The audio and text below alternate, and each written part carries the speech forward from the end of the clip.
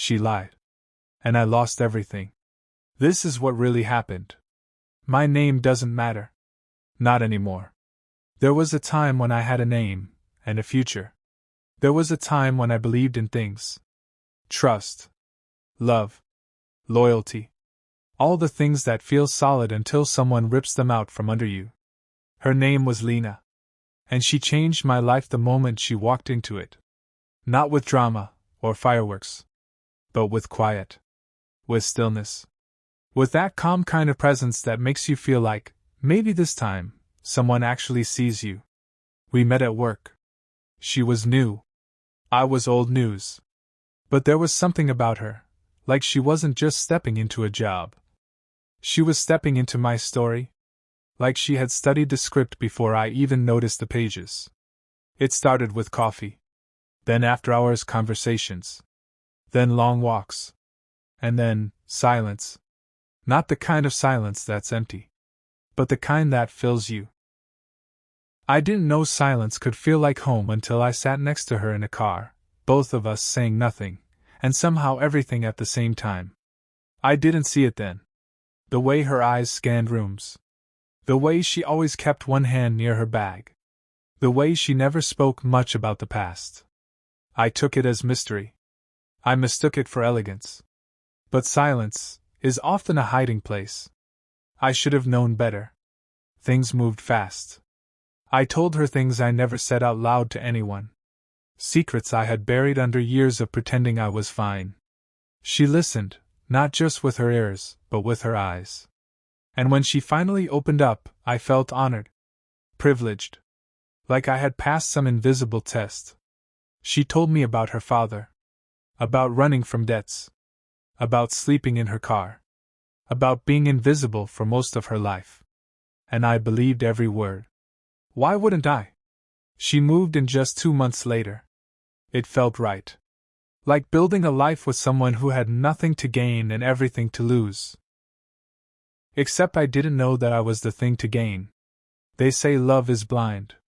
But sometimes it's more like selective vision. You only see what you want to see, and I only saw the version of her that I had built in my head. She moved in like she had always belonged. She folded her clothes like she'd lived in that closet forever. She remembered things I forgot about myself, my favorite mug, the way I like silence in the mornings, the brand of toothpaste I never told anyone I preferred. It wasn't just attention. It was almost surveillance. But I called it love. She started managing things. At first, small things, reminders, bills, scheduling. Then bigger things, my passwords, my emails, our shared accounts. She said she wanted to take care of me. And I wanted to believe her. Because no one had ever taken care of me like that. It felt good to rest. To hand the wheel over to someone who made it look so easy. To let go. But now I know. She didn't take the wheel. She studied the map. And slowly, carefully, she started planning a different route. One where I was no longer in the car. It started with a strange call. I came home early one day, earlier than usual. She wasn't expecting me. The door was unlocked, which was rare. And I heard her whispering. Not sweetly, but urgently. She was pacing. Saying things like, "No, he doesn't know anything. I told you I'll handle it." Then silence. Then the fake cheer in her voice when she saw me. She said it was her sister. Something about a medical bill. Something about stress. She even faked a few tears. And I believed her, again. Because love is a lens. And when you look through it long enough, you stop questioning what you see. But that moment stuck in my mind. The shift in her voice. The panic behind her calm eyes. The tiny tremble in her hand when she poured herself water. I didn't say anything that night. I just watched her. And from that moment on, I started noticing cracks. Little things. Receipts for things I didn't remember buying. Calls that came in after midnight. Bank notifications that she claimed were glitches. I wanted to ask questions. I really did. But some part of me was afraid of the answers. Because if I pulled at one thread, I might unravel everything. And I wasn't ready to be alone again. Not yet. So I said nothing. And in my silence, she kept weaving. There's a strange feeling that happens when you're being lied to every day. It's not like a single, loud explosion. It's more like a slow leak. You don't notice it at first. But you start to feel lightheaded, confused, disconnected from your own life. That's how it felt with Lena. Time started slipping. Whole days felt like they were folding into themselves. I'd wake up, and she'd already be gone, said she had early errands. I'd come home, and she'd be in the middle of cooking like nothing was wrong. But her eyes always looked like they had just finished crying, or hiding something. She started forgetting small things. The name of my coworker she used to always ask about. The story I told her twice that she suddenly couldn't remember at all. She laughed it off, said she was scatterbrained lately. But my gut was screaming. One night, I checked our shared account. 2 large cash withdrawals days apart. She said it was a banking error. Said she'd call in the morning. But she never did. Instead, she planned a weekend getaway. Said we both needed a reset. Said we'd go off-grid, no phones, just us, the woods, and silence. It sounded perfect. And terrifying. Because when someone wants to isolate you from the world, it's either love or a setup. And deep down, I was starting to feel like I was being erased. We drove out early Saturday morning. She brought snacks, a playlist, even packed my bag for me. Said she wanted me to rest for once. Her smile was soft. Her tone was warm. But it felt like a performance. Like she was trying too hard to play the role of someone calm. Someone in control. The cabin was quiet. No signal. No neighbors for miles. She said it was romantic. I thought it was isolation. Still, I went along with it. Because part of me still wanted to believe her. I wanted the woman I met, the one who listened, laughed, made life feel lighter. But I could feel that version of her slipping away. And I didn't know what was underneath. That night, she fell asleep early. Or pretended to. I took her phone. I know how that sounds. But when you feel like you're losing your grip on reality, you start needing proof of anything. The messages weren't shocking. What shocked me was how many there were. Different names. Different tones. Some romantic. Some threatening. Some asking for updates. One message read, "Is he still clueless?" And she had replied, "He trusts me too much. Won't see it coming." I stood there. Frozen. Not angry. Not even hurt. Just hollow. The kind of hollow you can't scream out of. The kind that wraps around your spine and makes your hands go cold. She had planned this. All of it. And I was just the next phase. She woke up before I could put the phone back. Or maybe, she never slept. She just rolled over slowly and said, "You shouldn't have done that." No panic. No guilt. Just a steady, measured voice. Like this had all been rehearsed. I said nothing. There was nothing to say. The phone was still glowing in my hand. The message still open. She sat up, ran her fingers through her hair, and looked at me, not like a lover. Not like a partner. But like someone studying a case file. Cold. Focused. "I told them you were smarter than this," she said. And then she smiled. Not her smile. Not the one that made me feel safe when we first met. This one was sharper. Tighter. Almost mechanical. Like a move she'd practiced in the mirror. I asked her who she was really talking to. She tilted her head and said, "People who were here before you. And will be here after." That was the moment I realized. I wasn't the first. I was part of a pattern. A long chain of people who had loved her, trusted her, and then been used. My mind raced. How far back did it go? What did she take from them? And how much had I already lost? I thought about the passwords. The accounts. The things I shared late at night, when I felt safe. I had handed her my entire life. And she had been carving pieces off from the beginning. I asked her one question. Just one. Why? She didn't answer right away. She just stood up, walked to the window, and stared into the dark woods outside. Then she said, "Everyone takes something from someone. I just stopped pretending it had to be fair." The words hung in the air, heavy, casual, cruel. Like she was reciting a line she'd said before. I pushed. "What do you want from me? What was the point of all this?" She turned around and said, "I wanted your access. Your accounts. Your quiet life. You made it easy. Too easy." She was right. I was an open book. Because I thought she was a safe place. Because I believed connection was earned, not faked. But Lena, she didn't fake connection. She studied it. She mastered it. She weaponized it. She walked over and sat on the edge of the bed, not nervous, not rushed. Then she said something that chilled me more than anything else that night. "You're lucky, you know. Most of them didn't even get this far. You made it to the cabin. That's something." I froze. "Most of them?" She nodded, almost proud. "They broke too soon. Got suspicious too early. You lasted the longest." I realized something then. This wasn't just about money. It was about control. Power. Watching people trust her and then crumble when they realized who she really was. She didn't just take things. She erased people. The fire in the cabin was almost out. The room had gone cold. But I couldn't move. Not out of fear, not yet. Out of realization. She had done this before. And she wasn't hiding it anymore. I asked her slowly, "What happened to them, the others?"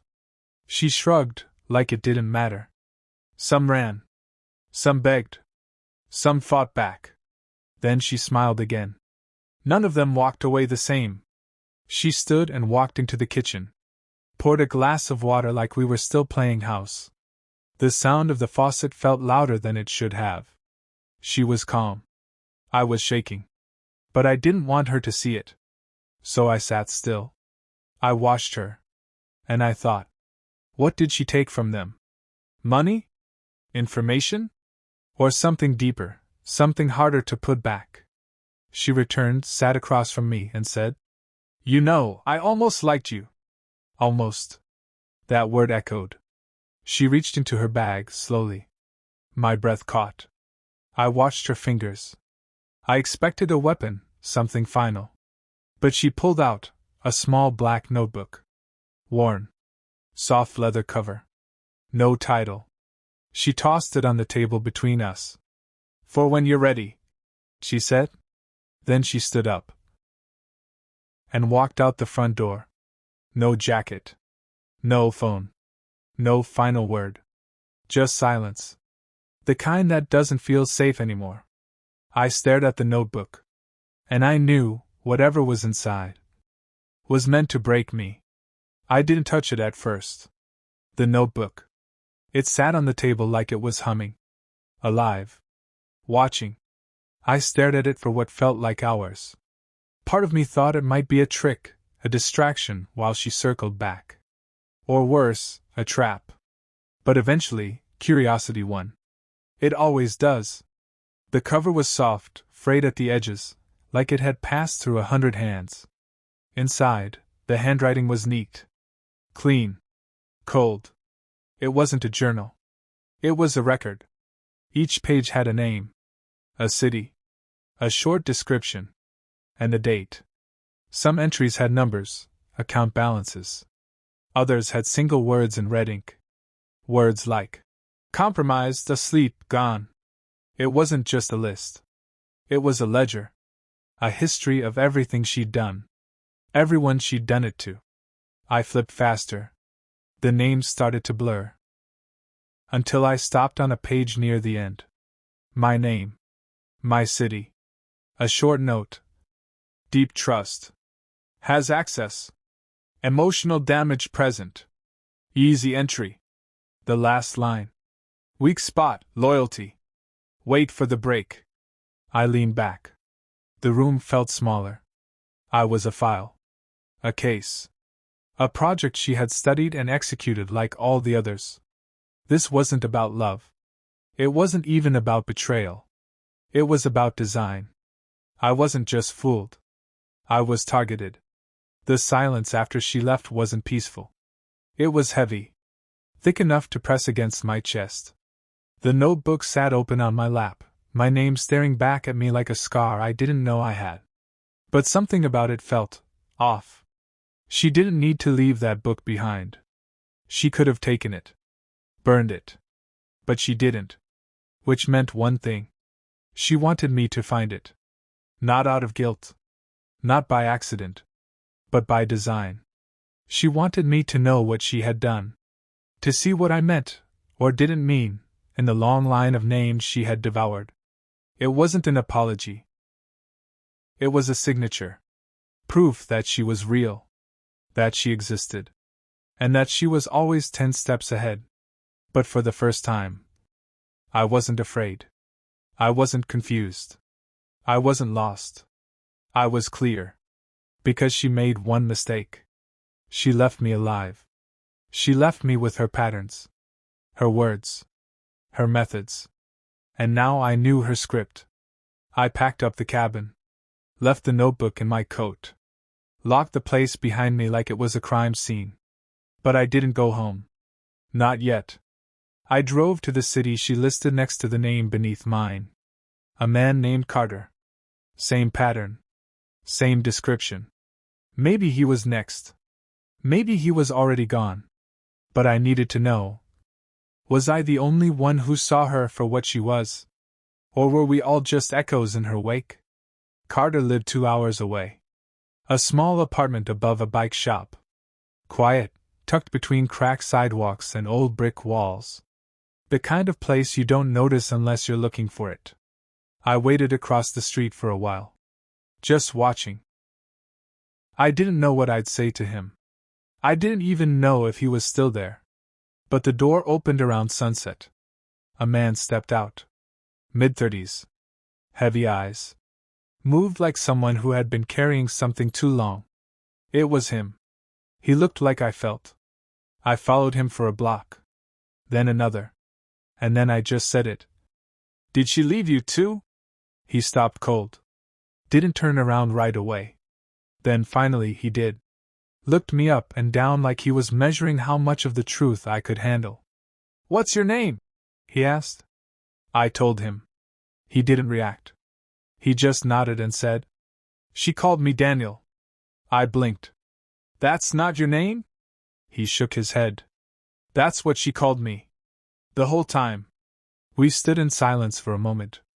Then he motioned for me to follow him inside. His apartment was bare. Furniture like it had been moved too many times. Walls without photos. Fridge empty. He sat down and said, She didn't take money from me. She took who I thought I was. And replaced it with who she needed me to be. I pulled out the notebook. Opened to his page. He stared at it for a long time. Didn't flinch. Didn't even blink. Then he said, She's not finished yet. And if she left you with that book, you're not just a survivor. He leaned in. You're her next message. Carter sat still, like the air around him had frozen. She doesn't just vanish, he said quietly. She lets you think she's gone, but she always circles back. She leaves seeds behind. Little chaos bombs that go off when you least expect it. I asked him what happened, how it ended for him. He looked down at his hands. They were shaking. Not from fear. From memory. She came back 6 months after she left. He said. Different name. Different look. Same eyes. He ran into her at a bank. She pretended not to know him. Smiled like he was a stranger asking for directions. She was already working on someone else. He said. A man in a suit. Probably wealthy. She looked at me like I was the past. Like I didn't matter. He tried to warn the man. Tried to show him what she really was. And that's when she made me the villain. She told the man Carter was a stalker. Showed fake messages. Told security he had been harassing her. They banned me from the building. Called the cops. I lost my job a week later. Turns out the man she was targeting? My boss's brother. He rubbed his face like he was trying to wipe the memory off his skin. That's what she does, he said. She doesn't just take from you. She rearranges your world until no one believes you anymore. I asked him why he stayed quiet. He looked at me and said, because people don't believe stories like this. They think you're bitter. Obsessed. But you know now, don't you? I nodded. She doesn't disappear, I said. He finished it for me. She evolves. Carter sat still, like the air around him had frozen. She doesn't just vanish, he said quietly. She lets you think she's gone. But she always circles back. She leaves seeds behind. Little chaos bombs that go off when you least expect it. I asked him what happened, how it ended for him. He looked down at his hands. They were shaking. Not from fear. From memory. She came back 6 months after she left. He said. Different name. Different look. Same eyes. He ran into her at a bank. She pretended not to know him. Smiled like he was a stranger asking for directions. She was already working on someone else. He said. A man in a suit. Probably wealthy. She looked at me like I was the past. Like I didn't matter. He tried to warn the man. Tried to show him what she really was. And that's when she made me the villain. She told the man Carter was a stalker. Showed fake messages. Told security he had been harassing her. They banned me from the building. Called the cops. I lost my job a week later. Turns out the man she was targeting? My boss's brother. He rubbed his face like he was trying to wipe the memory off his skin. That's what she does, he said. She doesn't just take from you. She rearranges your world until no one believes you anymore. I asked him why he stayed quiet. He looked at me and said, because people don't believe stories like this. They think you're bitter. Obsessed. But you know now, don't you? I nodded. She doesn't disappear, I said. He finished it for me. She evolves. I left Carter's apartment with more than just a story. I left with a decision. Lena didn't just ruin people. She rewrote them. She knew how to turn pain into confusion. How to twist truth into something unbelievable. And worst of all, she knew we wouldn't fight back. Because no one would listen. But I wasn't like the others anymore. Not because I was stronger. But because she made one mistake. She let me see the whole playbook. The notebook wasn't just a record. It was a roadmap.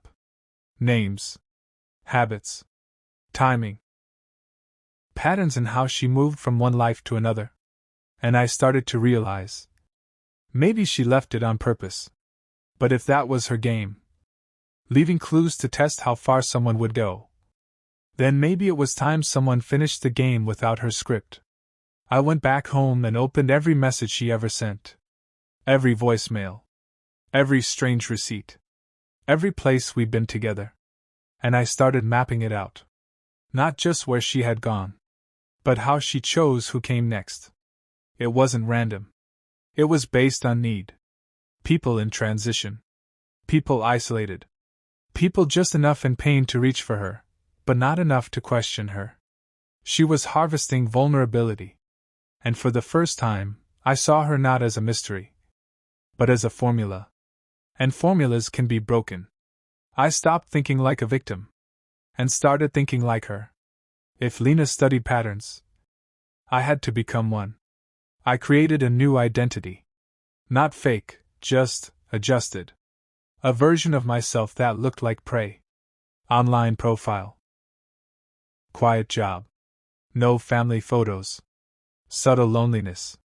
Visible routines. The kind of life she'd want to slip into. I knew she was watching.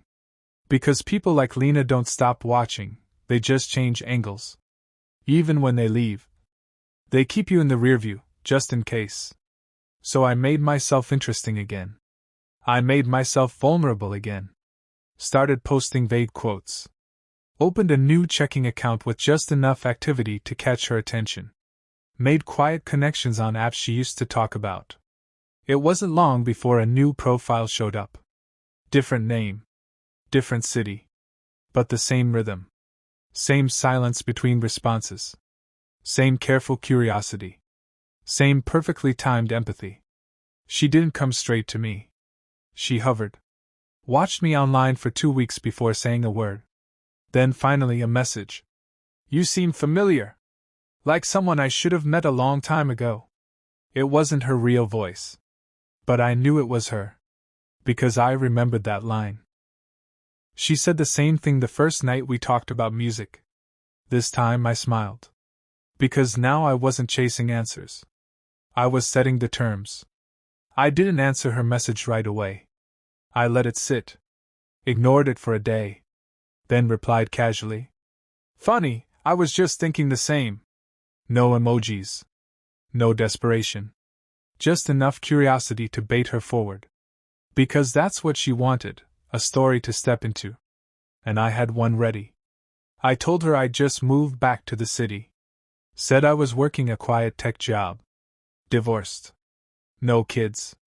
Said I'd been feeling like a ghost in my own life. I gave her a version of me that was empty in all the right places. And she bit. Over the next week, she played her part perfectly. Late-night messages. Thoughtful voice notes. A picture that looked like a real person, but not too polished. She didn't recognize me.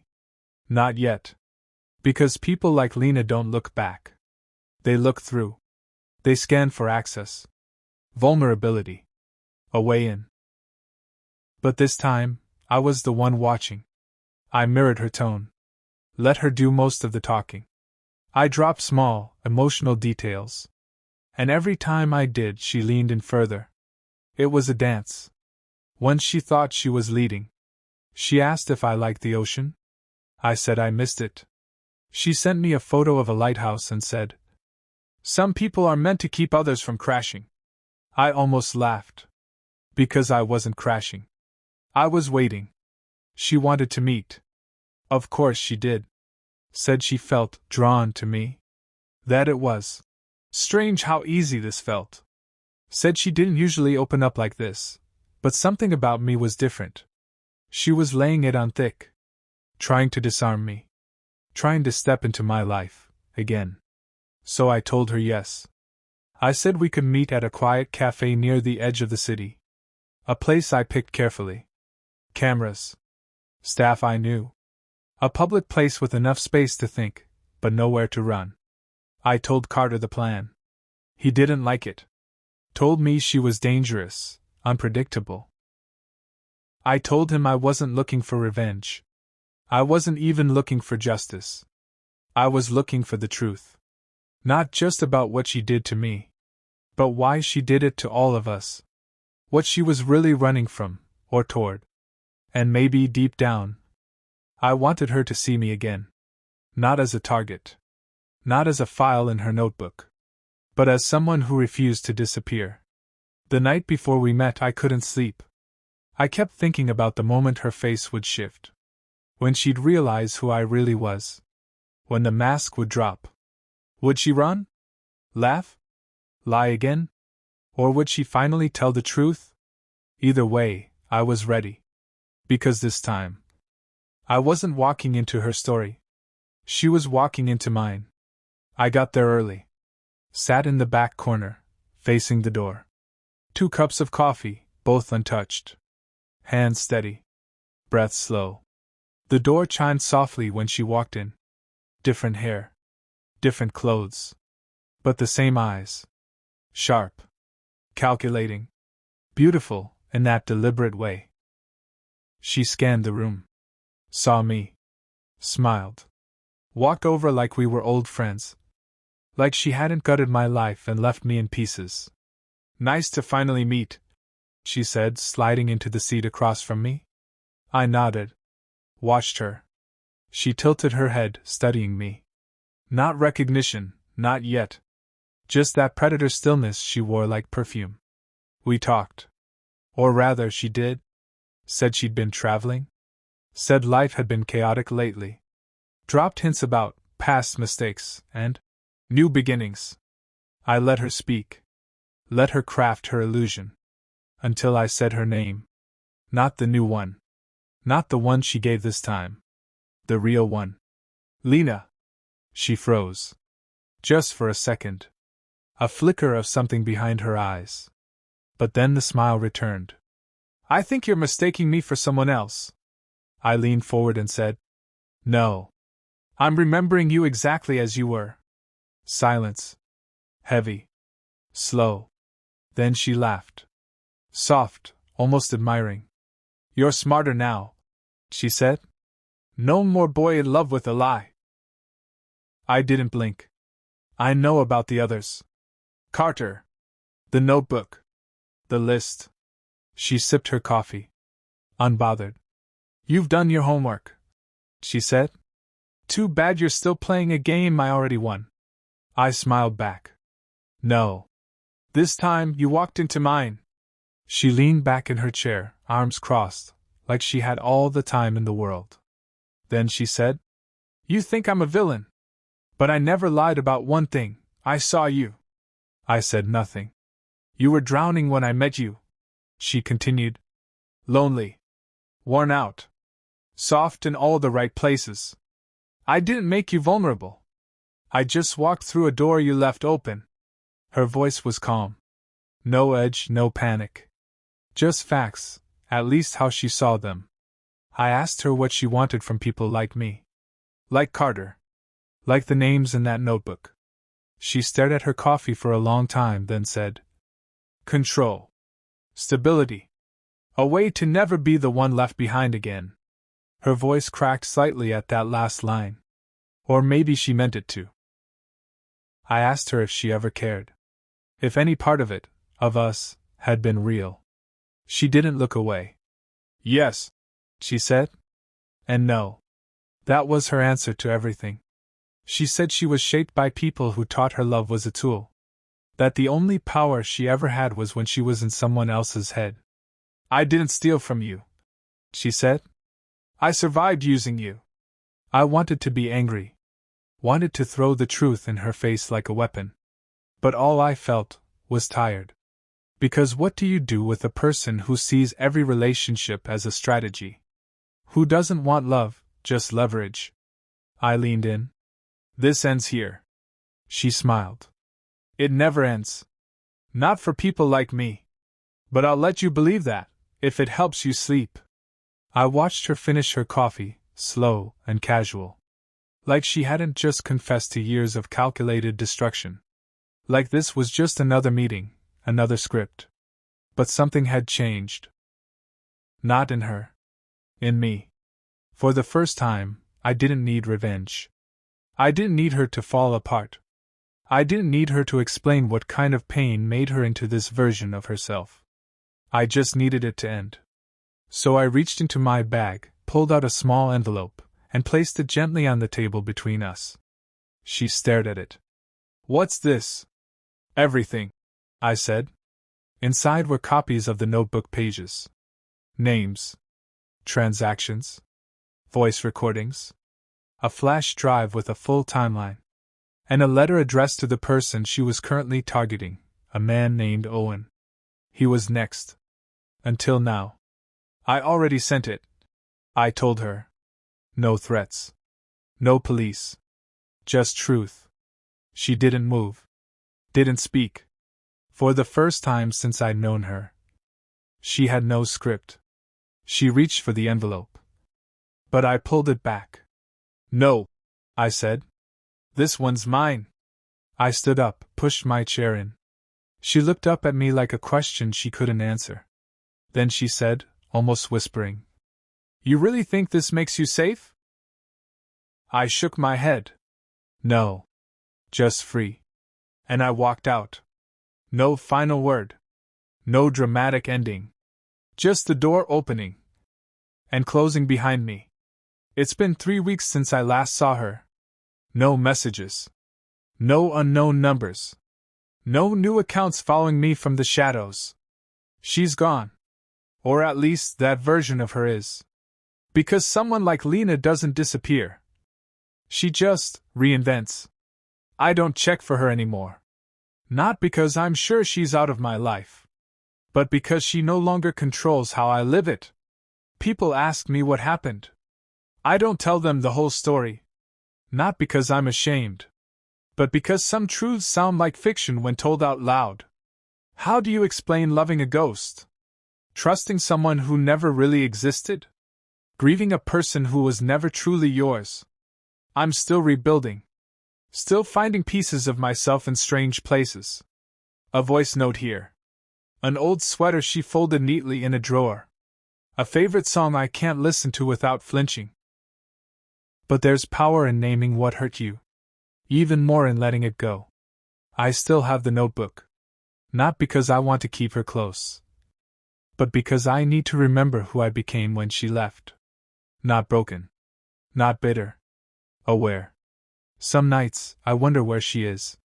What name she's using. What story she's telling now. But I don't chase anymore.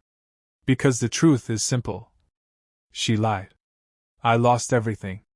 And somehow, I found myself.